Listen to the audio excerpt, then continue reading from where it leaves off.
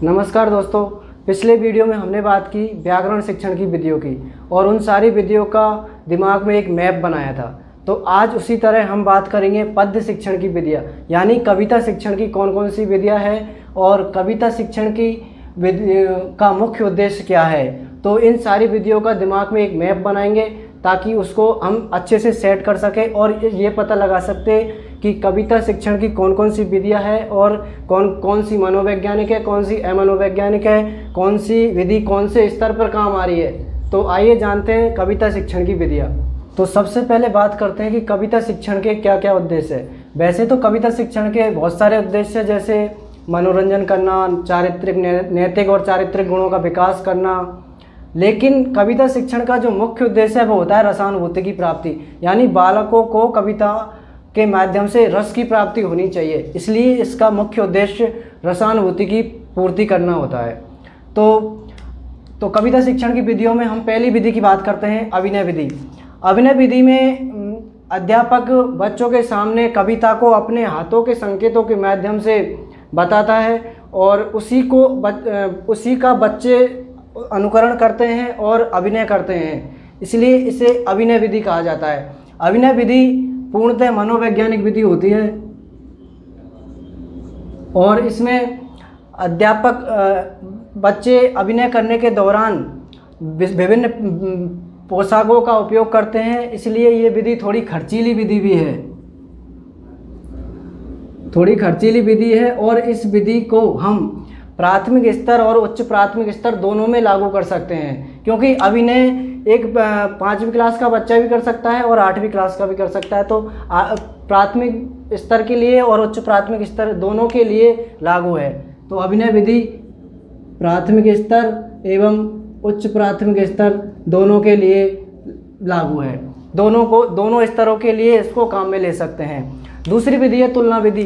तुलना विधि में अध्यापक कोई कविता पढ़ा रहा होता है, उसको जैसे कोई कविता किसी कवि की है तो उसी कवि की दूसरी कविता को उसके साथ पेश कर दिया जाता है, जिससे बच्चों के ज्ञान में बढ़ोतरी होती है और उनकी तर्क शक्ति बढ़ जाती है, इसलिए तुलना विधि मनोवैज्ञानिक विधि है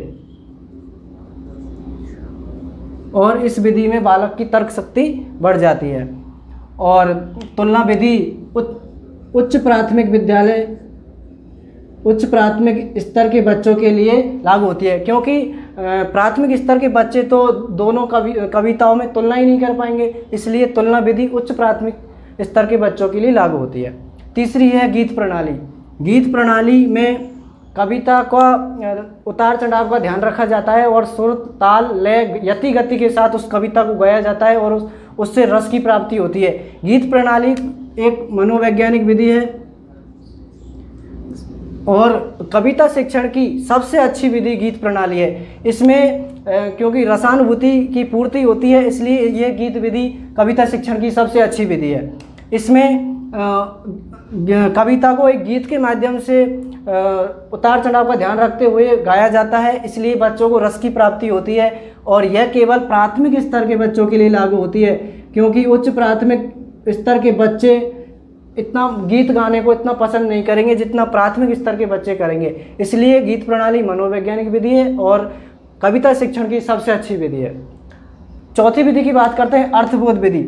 अर्थबोध विधि में अध्यापक कविता का लय, गति के साथ ना गाकर उसका सीधा अर्थ बता देता है। जैसे कोई कविता है और उसको अध्यापक बिना गाए उसका सारांश बता देता है कि कवि इसमें क्या कहना चाह रहा है, इसलिए बालकों को रसानुभूति की पूर्ति नहीं होती, इसलिए ये अमनोवैज्ञानिक विधि है, अमनोवैज्ञानिक विधि है और उच्च प्राथमिक स्तर के बच्चों के लिए लागू है, क्योंकि प्राथमिक स्तर के बच्चे तो उसको अर्थ को समझ नहीं पाएंगे, इसलिए ये अर्थबोध विधि उच्च प्राथमिक विद्यालय स्तर के बालकों के लिए उपयोगी है और अमनोवैज्ञानिक विधि है। समीक्षा विधि 5वें नंबर की है, समीक्षा विधि। दोस्तों, एक शब्द होता है समीक्षा और एक होता है आलोचना।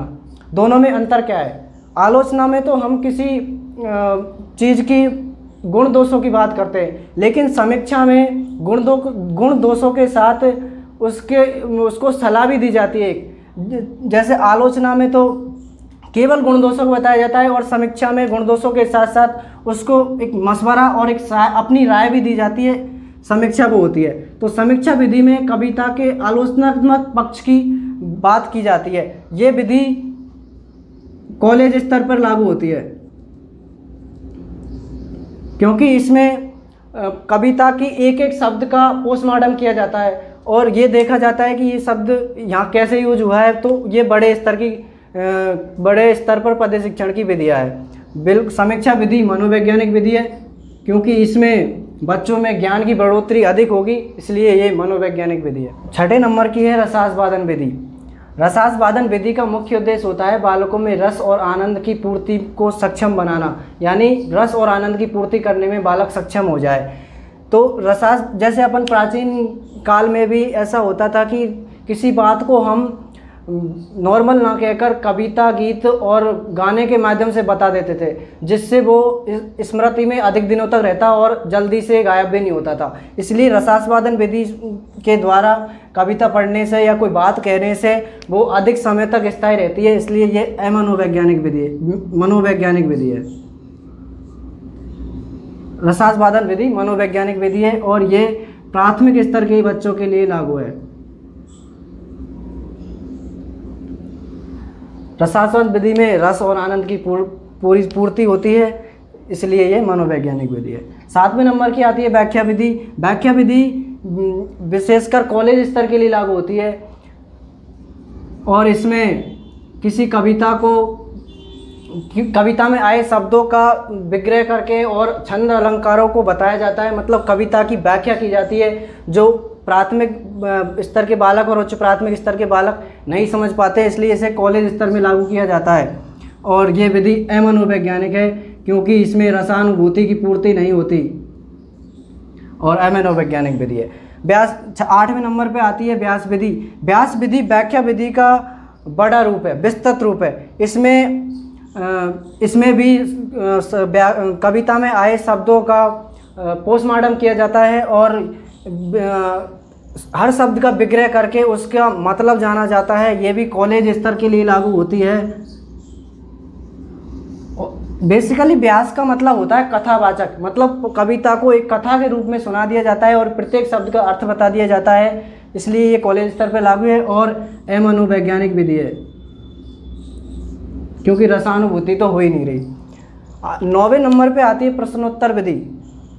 प्रश्नोत्तर विधि को एक खंडान्वय विधि कहते हैं। इसमें किसी कविता के खंड से प्रश्न पूछे जाते हैं, किसी खंड को उठा लिया जाता है और उस खंड से रिलेटेड प्रश्न पूछे जाते हैं, इसलिए इसे खंडान्वय विधि कहते हैं। और इसके माध्यम से बच्चे में कविता के लिए इंटरेस्ट पैदा होता है और उसको अच्छे से समझ पाते हैं, इसलिए ये मनोवैज्ञानिक विधि है और उच्च प्राथमिक स्तर के बच्चों के लिए लागू होती है क्योंकि प्राथमिक स्तर के बच्चे उस खंड में से जो क्वेश्चन पूछे गए हैं उनका आंसर नहीं दे पाएंगे, इसलिए ये उच्च प्राथमिक विधि है, उच्च प्राथमिक स्तर के बालकों के लिए उपयोगी है। एक विधि और आती है दंडान्वय विधि। वो बेसिकली संस्कृत में चलती है। उसमें कविता में से एक खंड उठा लिया जाता है और उस खंड में से व्याकरण संबंधी क्वेश्चन पूछे जाते हैं। अब खंडान्वय में तो उस कविता से रिलेटेड क्वेश्चन पूछे जाते थे और दंडान्वय में उस खंड में से व्याकरण से संबंधित क्वेश्चन पूछे जाते हैं। तो इसलिए हमने ये जाना कि कौन सी विधि मनोवैज्ञानिक है और कौन सी विधि कौन से स्तर के लिए लागू है। तो अब हम ये जानने की कोशिश करेंगे कि कौन सी विधि कौन से स्तर के लिए सबसे अच्छी है। तो सबसे पहले तो हम अमनोवैज्ञानिक विधियों को हटा देते हैं क्योंकि अमनोवैज्ञानिक विधि तो अच्छी हो ही नहीं सकती, तो मैं हटा देता हूँ सबसे पहले अर्थबोध विधि क्योंकि ये अमनोवैज्ञानिक विधि है। दूसरे ये अब हम क्या है रीट की तैयारी कर रहे हैं। अब रीट की तैयारी में कॉलेज स्तर की विधियों का तो कोई काम नहीं है, बस हमको ये पता होना चाहिए कि व्याख्या विधि और व्यास विधि कविता शिक्षण में काम आती है, बस इतना सा जानकारी होनी चाहिए। तो मैं ये कॉलेज स्तर के लिए वैलिड है, तो ये अपने लिए कोई काम की नहीं है, बस इतना सा ध्यान रखना है। व्याख्या और व्यास सब पद्य शिक्षण की विधियाँ हैं, तो मैं इनको भी हटा देता हूँ। अब हमारे पास सारी मनोवैज्ञानिक विधियाँ बच गई है। ठीक है। और ये भी हटा दीजिए, क्योंकि ये समीक्षा विधि कॉलेज स्तर पर लागू होती है, इसलिए ये अपने लिए काम की नहीं है। अब हमारे पास टोटल विधि बची है 5 विधियों में हम ये जानेंगे कि कौन से स्तर के लिए कौन सी विधि उपयोगी है। ठीक है, तो मैं इसको हटा देता हूँ, प्रश्नोत्तर विधि को ऊपर लिख देता हूँ। प्रश्नोत्तर विधि या खंडान्वय विधि ये उच्च प्राथमिक स्तर के बच्चों के लिए लागू होती है और मनोवैज्ञानिक विधि है। अब सबसे पहले हम प्राथमिक स्तर के बालकों के लिए बात करते हैं कि कौन सी सबसे अच्छी विधि है प्राथमिक स्तर के बालकों के लिए। तो प्राथमिक स्तर के बालकों के लिए सबसे जो कौन सी विधियाँ, एक तो गीत प्रणाली है प्राथमिक स्तर के लिए, दूसरी है रसास्वादन विधि, और ये प्राथमिक स्तर के लिए अभिनय विधि भी काम आ जाती है। तो प्राथमिक स्तर के बच्चों के लिए सबसे अच्छी विधि है गीत प्रणाली। बेसिकली गीत प्रणाली तो पद्य शिक्षण की भी सबसे अच्छी विधि है और प्राथमिक स्तर के बालकों के लिए भी अच्छी विधि है। प्राथमिक स्तर के बालकों के लिए दूसरे नंबर पे विधि आती है रसास्वादन विधि, और तीसरे नंबर पे आती है अभिनय विधि। तो प्राथमिक स्तर के बालकों के लिए सबसे अच्छी विधि कौन सी है? गीत विधि। उच्च प्राथमिक स्तर के बालकों के लिए करते हैं बात, तो उच्च प्राथमिक स्तर के बालकों के लिए सबसे अच्छी विधि है तुलना विधि, क्योंकि इसमें कविता की एक दूसरे से तुलना की जाती है और तर्क शक्ति का विकास होता है बालकों में। तो सबसे अच्छी तो विधि है तुलना विधि। उच्च प्राथमिक बालकों के लिए कौन सी विधि सबसे अच्छी विधि कौन सी है? तुलना विधि। दूसरे नंबर पे आती है, ये होगी प्रश्नोत्तर विधि। दूसरे नंबर पे कौन सी आती है? प्रश्नोत्तर विधि। प्रश्नोत्तर विधि यानी खंडान्वय विधि और अभिनय विधि दोनों स्तरों के लिए लागू है। तो ये प्रश्नोत्तर के बाद अभिनय विधि। तो हमसे कोई क्वेश्चन पूछे कि पद्य शिक्षण की सबसे अच्छी विधि कौन सी है? गीत प्रणाली। स्तरों के अनुकूल पूछे कि प्राथमिक स्तर के लिए कौन सी अच्छी है और उच्च प्राथमिक स्तर के लिए कौन सी अच्छी है, तो उच्च प्राथमिक स्तर के लिए तुलना विधि, प्राथमिक स्तर के लिए गीत प्रणाली। तो हमने ये मैप तैयार किया और पद्य शिक्षण की सारी कविताओं को एक साथ संग्रहित किया। तो मैं उम्मीद करता हूँ कि आपको ये सारी विधियाँ समझ में आई होगी और मस्तिष्क में इनका एक ढांचा तैयार हुआ होगा। तो आगे हम किसी अन्य विधा की विधियों की बात करेंगे। तब तक के लिए धन्यवाद।